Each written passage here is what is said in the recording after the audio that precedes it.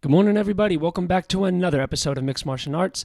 My name is Austin Shaper, and this is a podcast where we explore the topics of UAP, the UFC, and World War III, today being a World War III episode. And man, there is so much to discuss, so much going on geopolitically around the world right now. It's getting to this point where it's getting to a level of seriousness that, man, I don't think it can be understated. I think there's like a lot of channels out there, a lot of content creators, reporters, journalists who have thought that we were closer to World War III than we actually were in the past. But it seems like this time, if all of these people calling for thinking that this was going to be a global war was similar to like the boy who cried wolf, I think the wolf is for real showing up this time. And I don't think enough people realize that we are kind of like marching in lockstep towards a war that could literally change the face of the planet. We're sleepwalking towards some big event happening. That is my personal opinion. I mean, let's just get into some of the news. If you guys like breaking news in any of these subjects, the UFC, World War III geopolitical events, and UFO, UAP news, this is the place you want to be, Mixed Martial Arts. I post an episode almost every morning, so you're going to get the latest headlines right here on the channel, right here on the podcast. I appreciate you guys for being here. Let's dive right in. There's so much going on. Where do we even begin? Let's start with Egypt. So last night, Egypt, a projectile, missile, whatever you want to call it, they don't know exactly what it was, a rocket, landed somewhere in Egypt and injured at least 6 people. We don't know who fired it. Israel has denied it, and it is looking like, we don't know for sure, but it's looking like it most likely was not Israel because there was no siren alarm happening after the launch. So that's typically, I guess, the procedure they follow from what I've read. There's like a, an alarm that goes off, and that wasn't the case. So they then thought this was likely Hamas, and now they're thinking maybe it was the Houthis from Yemen firing towards Israel. This was, I think they said 200 kilometers or 200 miles, I don't know, a long way off from Gaza. And this missile or projectile still landed in Egypt. Now, I don't think this is something that's going to like drag Egypt into the war, but look at what's happened to Egypt just in the past few days. Obviously, they're being pressured to potentially take all the refugees from this crisis in Gaza. On top of that, you had, I think it was a tank that shot at some Egyptian soldiers and injured them, shot at some sort of a guard station a few days ago. And now you have a projectile, missile, whatever you want to call it, landing in Egypt and injuring civilians. And that's just one incident that brings, Egypt closer to potentially getting into this conflict. They can't just sit back and do nothing forever. So if these type of events continue to happen, which is probably likely as this conflict continues to heat up, things like this are gonna happen. I mean, it's the nature of war. When you're firing lead and explosive material into the sky, it is only logical to believe that not every missile, not every projectile is going to hit its target. Some are going to go askew.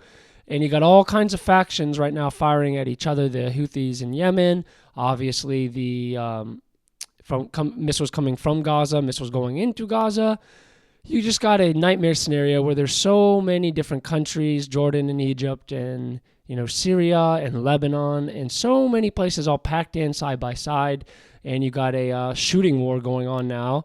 And we don't know where it's going to go. It's very crazy. There's so many countries right now preparing for this. If you guys don't know what happened last night, it appears that Joe Biden authorized a strike, an airstrike from 2 jets, I believe, 2 F-16s on some Iranian-backed proxies in Syria, if I'm not mistaken. And this was in retaliation for how many attacks have we had now? I think upwards of 16 attacks in the past 2 weeks from Iranian-backed proxies on our American bases in Syria and Iraq. I'm not sure where else, but at least Syria and Iraq. We said that we were going to respond at a time and place of our choosing. Now, that was rather frustrating to the American public because it's like, man, you've let them attack us like upwards of 16 times. Now, luckily, there have been no fatalities, no serious casualties, supposedly. We've heard that 24 at least soldiers were injured in those attacks, and I think they said 19 of them had traumatic brain injuries. So, I mean, for them, that is serious. And people were kind of wondering, like, how on earth can we let them get away with this? How can we just keep letting them attack us over and over again, do nothing about it, simply because we don't want to escalate the conflict? Well, we took care of it. We retaliated, and it looks like the airstrike was on an ammunitions facility and some sort of weapons depot of these Iranian-backed proxies. Now, we don't know how many died or if any died, but they called it a act of self-defense, which in a way it was retaliation for what they've been doing to us. Now, they also said, the American government said, that this was in no way related to the conflict in Israel and Gaza. They said this was a separate incident because of the attacks that have been happening on our soldiers. Okay, that's one way to describe it, but in truth, it's totally related to the conflict, because the reason for these American soldiers getting attacked in the first place is because of our involvement on Israel's side in this new war. So call it what you will, call it self-defense, say it's a separate incident from the war, but it's connected to the war. Iran is going to see it as much. I would imagine the attacks are only going to increase. We don't know if Iran is going to look at that as, okay, maybe we should stop these little nuisance drone strikes and missile strikes on these bases because it's not really having an effect. We don't know, but with a crazy regime like Iran, I guess we should probably just expect that they're going to retaliate. The tit for tat will most likely continue, and it's just one more ingredient in the powder keg. What else do we have going on? We got Iran doing massive military exercises, I believe, starting today, and they're going to be preparing for what it would look like to get into this war. You have Turkey doing the same thing, massive military drills. You have Russia that just came out and tested nuclear missiles a couple of days ago, so that's wonderful. I forget the exact specifics of the drills they did, but they tested them from land, air, and sea, and this comes after, I guess, what do you want to call it? I guess there was supposedly a treaty ban on nuclear testing that expired, and it was not renewed between the American government and the Russian government. United States turned around immediately and started doing some exercises with their nuclear arms forces, and now Russia is testing nukes on their own. Like I said, you got Iran preparing to potentially join the conflict. You have Turkey doing military exercises. You have Russia coming out and saying as much a few days ago that, or potentially it was yesterday, that they see this conflict as extremely destabilizing in the Middle East, and that it's very possible that it's going to have far-reaching implications, way more than just the Middle East. So if you're sitting there in America or Russia or Europe and you think, okay, this is not really my problem, this is so far from home, what do we really have to worry about? Well, not so fast, because of the interconnected nature of governments now and politics. The Middle East is a powder keg because the conflict doesn't stay between them. I mean, like we just talked about with Iran, if the ground invasion happens, if Israel proceeds with the ground invasion, which by all accounts we're hearing that is the case. Now, the date has obviously been delayed. Some people have speculated because they're going to back out, they're going to change their mind. They see that this is a trap. I'm not so convinced. They did come out, the Israeli government came out a couple of days ago and said the date of the invasion has been set. Now, they've been very public with every update about this invasion. Now, that could be a bluff. It kind of leads me to believe it's possible that it's a bluff and that they're not dumb enough to entrench their troops in a hostile city filled with thousands of booby traps and soldiers who are buried in tunnels for miles and miles. It sounds like a disaster, and meanwhile, you're also surrounded by enemies on other fronts. You have got Hezbollah, which I believe over 40 Hezbollah soldiers have died already with these little border skirmishes that have happened between Lebanon and Israel. Now, and that's a big if, but if it happens, and they're saying it's going to happen, if Israel gets bogged down in Gaza, it is likely Hezbollah is going to join the war. It's likely that Iranian-backed proxies other than Hezbollah are also going to join in, and we just don't know where this thing is going to go. I mean, the combination of all the events I just listed off between Russia and Iran, and don't forget, we still got China and Taiwan going. Now, if you're thinking from China's perspective and you really do want to reunify Taiwan back into the Chinese mainland, leads me to believe it would make sense that you'd want to do something like a blockade or an invasion or a combination of both before the election of next year in the United States. Reason being, you kind of don't know what president could get in, and whoever gets in could very much impact the policy that we have towards Taiwan. Now, we don't know this for sure, but if that third front opens in the Pacific, and I mean global front, opens in the Pacific, it's World War III, guys. I mean, it is straight up World War III, and I think a lot of people, myself included, it's hard to even fathom a conflict that big brewing out, only because in our lifetime it's never happened. I mean, we look at it in like the history books of World War I, World War II, and it seems like eons ago. We're like, that could never happen again because nuclear deterrence, and it just seems like it's not possible. But if you're looking at what's going on right now, the potential for big parties to get dragged in, big governments, big militaries to get dragged into this conflict, it's looking like it's more probable than not that it's going to happen. I do not believe that if the ground invasion happens, I do not believe Iran is going to sit this out. I don't think Iran is going to take a liking to this airstrike that just happened. I think it was the right thing to do. I think you can't just allow them to stomp all over our troops in Syria. God only knows why they're even in Syria, but that's another point for another episode. And you've got already the tit for tat starting. You have all the countries preparing their militaries, doing giant exercises, and we're just kind of at this tipping point where we don't know. We're at a crossroads, and we don't know what's about to happen. That's the truth of it. I mean, the nature of these conflicts are so volatile and so unpredictable. It's very hard to make an honest assessment. You can hear perspectives on all sides. Some people are saying, no, this is just going to stay in the Middle East. But then you have countries like Russia saying that this is likely going to reach much farther than the Middle East. I mean, you have Russia inside of Syria currently. So as I said, I think the best way to describe it is a powder keg. That's what it is. There's all the ingredients are there and all it takes. Now, I don't believe that, this is just my own personal belief, I don't think an accidental attack, for example, what we're seeing, it just happened twice in Egypt now, I don't think something like that is enough to drag in a big player into this conflict. I think it would have to be something deliberate. For example, the ground invasion and then Iran giving the green light to Hezbollah. I think that that's more likely than like an accidental strike or anything like that that's going to drag in, one of the bigger superpowers. But it's very bizarre, man, because we're sitting at this crossroads and it looks like, we've heard a week or two ago that America gave the green light to Israel for the ground invasion. Now, where it gets interesting is supposedly they told Israel, you have to wait until we get all of our defenses in the Middle East set up, and put into position. So right now, I forget how many air batteries, I guess, for air defense that they're sending. I want to say it was at least 12 sending to Iraq. Where else? Syria. I forget where else, but all over the Middle East, America is sending all sorts of defensive capabilities, anticipating, obviously, the fact that if Israel does go forward with this ground invasion, that America needs to be ready and that they understand this is going to likely go to a wider conflict and they want to be prepared for such. You obviously don't want that conflict to happen, and we got our pants down. We have only these 2 aircraft carriers in the region, no troops, et cetera, et cetera. So it makes sense why the delay has happened. It's both for the preparation of Israel and for the preparation of the United States. And now we're just kind of in this horrible waiting game, and it's awful because it's for anyone who really follows, a lot of people are just living in little la-la land. They're not paying attention to this. They're just going about their lives.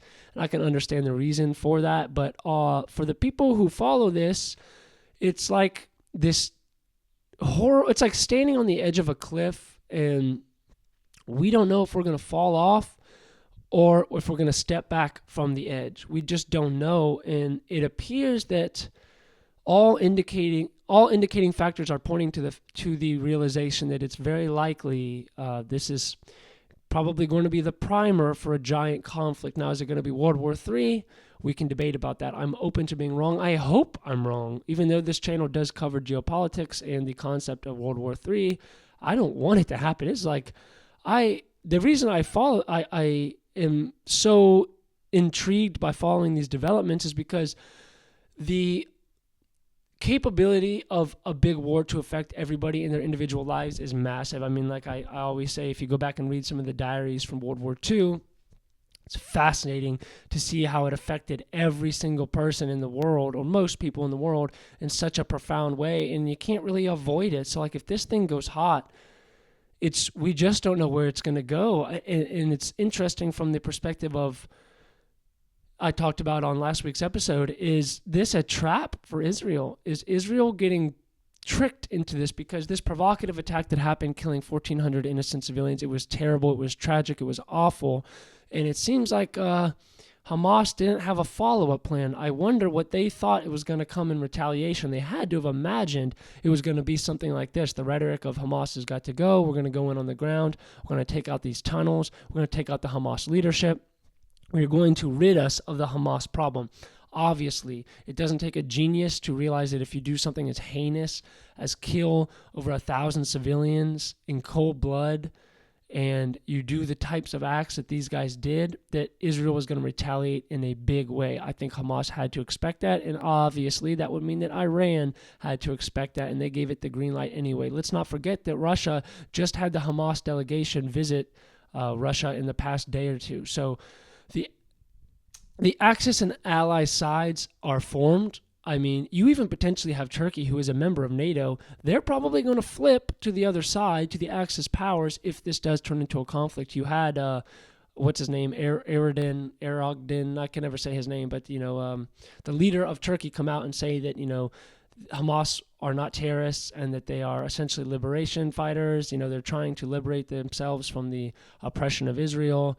And he basically kind of drew a line in the sand saying this is going to continue. We're going to have to get involved. And it ain't going to be for Israel. It's going to be against Israel. So we are in this very volatile situation where you have Israel, while they do want to respond to Hamas, the way in which they respond is very crucial. And it appears that because of the civilian casualties and indiscriminate bombing that's happening, it's likely that they're going to unite a lot of powers in the Middle East against them. Now, that has the ability and the possibility to drag in bigger countries like Russia, obviously the United States. I mean, we're right there on the edge, and we're increasing our defensive posture in the region, expecting and anticipating that it's going to reach a boiling point once the ground invasion starts. So is it coming in a week? Is it coming in 2 weeks?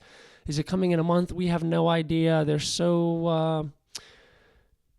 the information coming out about it is so elusive. We just don't know. They won't give a date. They just keep saying they're getting ready. These giant raids have increased on the border and in the West Bank.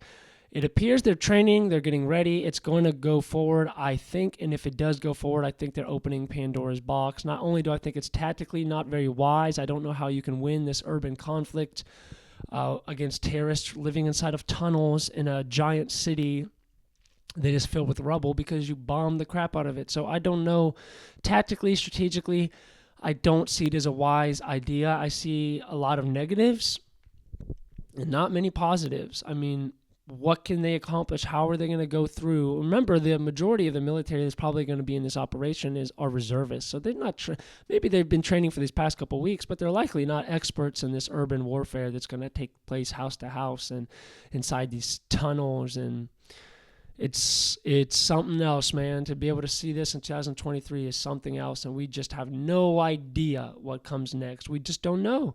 We have no idea, but the rhetoric we're hearing on all sides, Iran, everybody, Russia, every single party who has a dog in this fight has been barking very loudly, and it appears that unless Israel backs off the ground invasion, I think that they're opening Pandora's box, and I think what comes next is likely a global war. I mean, I hope I'm wrong. Maybe you guys see it another way, but look at all the parties involved. Look at what's at stake. Look at the rhetoric being thrown around, and it's being backed up by some action. Over 40 Hezbollah fighters have died in the past 2 weeks. Iran has attacked American bases over 16 times. I think the concept of the proxy forces is such an odd concept because it's like we know it's directly Iran. Iran knows that we know it's directly Iran. But because it's a proxy force and not directly the Iranian military, although they are funding, training, and giving the instructions for what these proxies are carrying out, it's not exactly Iran. So that our attack has to be in retaliation to a proxy, not directly Iran. It's this weird game. The concept of proxy forces is just utterly bizarre. It's obviously an attempt to avoid direct confrontation between two superpowers. But it just gets very weird, doesn't it? I mean, we were attacked over 16 times in a matter of, a week or two, and now we're retaliating to their proxies who are obviously going to just amp up their attacks. I don't think Iran is smart enough to say, okay, well, we tried to get our licks in, didn't really work out. They attacked us, blew up our ammo depot, weapons facility, so on and so forth. Let's just chill out. I don't think so. I don't think any party here wants to chill out. It appears that everybody is just getting ready for it. Seems what is inevitable. It all hinges, in my opinion, on the ground invasion. If the ground invasion takes place, then anything is on the table. Truly, anything is on the table if the ground invasion takes place. And if the ground invasion gets canceled, I think we may be okay. I don't know how they're going to find some sort of peace deal with the Palestinians. I don't know what that looks like. It's getting very, very weird with the entire scenario because you just don't know what the right solution is. And it's just, it's a powder keg, man. What else can you say other than this is a giant powder keg and we're just sitting here on the edge of the cliff seeing, are we going to jump or are we going to step back? Time is going to tell. I'm going to be here to document every moment of it, guys, because it's just, how can you not, although it's very depressing, it's not positive news, how can you not sit there and, just be in awe at what stage of the world we are currently in to see the potential of nuclear superpowers going head to head. And we didn't even talk about Russia and Ukraine, barely touched on China. There's just too much going on, and all it takes is one big spark to ignite to then have the domino effect on all the others. So I appreciate you guys for tuning in. I'll be back in the next day or two with another episode. Things are heating up. We're just going to have to wait and see. I know that's not the thing that anybody wants to hear, but what else can you do? We just have to sit back and see. Is Iran going to get directly involved? Is Hezbollah with its 100,000 fighters and 100,000, 150,000 rockets going to join the fight if the invasion takes place? And if Iran starts getting into it, it's very likely Russia could get dragged into it. And clearly, America is right there for when this thing pops off. They're not bringing all this defensive capability over there for nothing. They understand. It seems more likely than not that the escalation is coming, and it's coming relatively soon. So let's just wait and see, guys. If you appreciate this type of content, you want the breaking news, you want to explore these topics and just discuss it with myself and others, this is the place to be, guys. I'd appreciate a follow, or subscribe on the YouTube channel. If you're watching on YouTube, hit the notification bell so you get an alert anytime I release a video. If you guys are listening on the podcast platforms, the audio only, just click follow, leave me a 5-star review. And lastly, I'm on Twitter now, so you can find me at Mixed Martial Arts. I believe my official name is UAP UFC WW3, but if you just search Mixed Martial Arts, you should find it. But I post breaking news in all three of these categories constantly all day on Twitter. So if you just want the news, that's the place to find it. And if you want to talk with myself and others on a daily basis, exploring these topics, sharing your opinions, your interest in any of these, maybe you like UFC, but you don't care about geopolitics, maybe you like UFO news, whatever it is, we've got 3 subgroups on Discord under the Mixed Martial Arts name. So you can find the description